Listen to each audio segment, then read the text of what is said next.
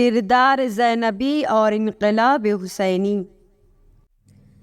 جناب زینب اور مظلوم کی حمایت۔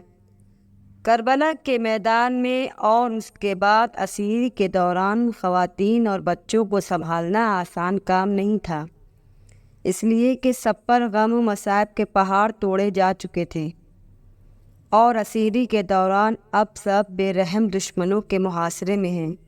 اونٹوں کی ننگی پیٹھ پر سوار قیدی بنا کر شہر شہر پھرایا جا رہا تھا، کوئی حمایت کرنے والا نہیں تھا، ہر طرف ڈر و خوف کا ماحول تھا، ظالموں کے خلاف کوئی آواز اٹھانے والا نہیں تھا، لیکن خاندان اہل بیت تھا جن کو یہ کام کرنا تھا، ظالم کے ظلم سے نقاب اتارنا تھا، مظلوم کربلا اور اسیران کربلا کی مظلومیت بیان کرنا تھا، اور یہ کام جناب زینب سلام اللہ علیہا نے بخوبی انجام دیا تھا۔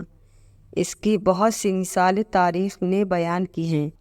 ایک واقعہ یہ ہے کہ جب اسیروں کا قافلہ دربار یزید میں پہنچا تھا اور دربار یزید کے مہمانوں کی موجودگی میں سجا ہوا تھا، اسیروں کو قیدی بنا کر وہاں کھڑا کیا گیا تھا، اس وقت یزید کے ایک شامی مہمان نے امام حسین علیہ السلام کی بیٹی فاطمہ کو کنیسی میں مانگ لیا۔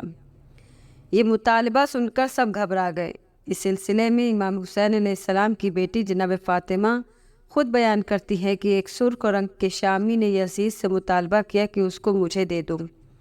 یہ بات سن کر ہم لوگ گھبرا گئے اور ہم سب اپنی پھوپھی جناب زینب سے لپٹ گئے، اس لیے کہ وہ ہم سب میں بڑی سمجھدار اور عقل مند تھی۔ میں نے کہا اسیر تو ہو گئے ہیں، کیا کنیز بھی بنوں گی؟ میں نے سوچا کہ یزید اس شامی کی بات کو مان جائے گا، لیکن ہماری پھوپھی جانتی تھی کہ یزید اس کام کو کرنے کی ہمت نہیں رکھتا ہے، لہٰذا ہماری پھوپھی نے اس شامی سے کہا تو نے جھوٹا اور غلط مطالبہ کیا ہے، خدا کی قسم نہ تو اور نہ ہی یزید اس کام کو انجام دینے کی طاقت رکھتا ہے۔ یہ سن کر یزید غصہ ہو گیا اور کہا زینب تم نے غلط سوچا ہے، میں اس کام کو کر سکتا ہوں۔ میری پھوپھی نے کہا ہرگز، خدا نے اس کام کو انجام دینے کا اختیار تجھے نہیں دیا ہے، یہ کہ تو اسلامی ملت سے خارج ہو کر دوسری قوم کا حصہ بن جا۔ یزید یہ سن کر زیادہ غصہ ہو گیا اور کہا تم لوگوں کی اتنی ہمت کہ مجھ سے اس طرح بات کر رہی ہو، تمہارے بابا اور بھائی تھے جو دین سے خارج ہو گئے تھے۔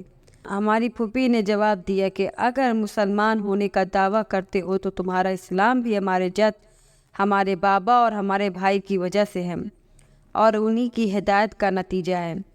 یزید نے کہا تم لوگ جھوٹ بول رہے ہو، تم لوگ خدا کے دشمن ہو۔ جناب زینب سلام اللہ علیہا نے فرمایا اے یزید، تو ابھی صرف ایک ظالم، ستمگر اور گھمنڈ میں چور حاکم کے سوا کچھ نہیں ہے۔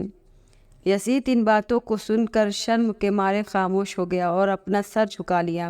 اس کے بعد اس شامی نے دوبارہ مطالبہ کیا تو یزید نے اس کو ڈانٹتے ہوئے کہا بھاگو یہاں سے، خدا تجھے ناگہانی موت میں مبتلا کرے۔ اس طرح جناب زینب سلام اللہ علیہ سب کے لیے سہارا اور آسرا تھی۔ یزید کے شامی مہمان نے کنیزی میں کس کو مانگا تھا؟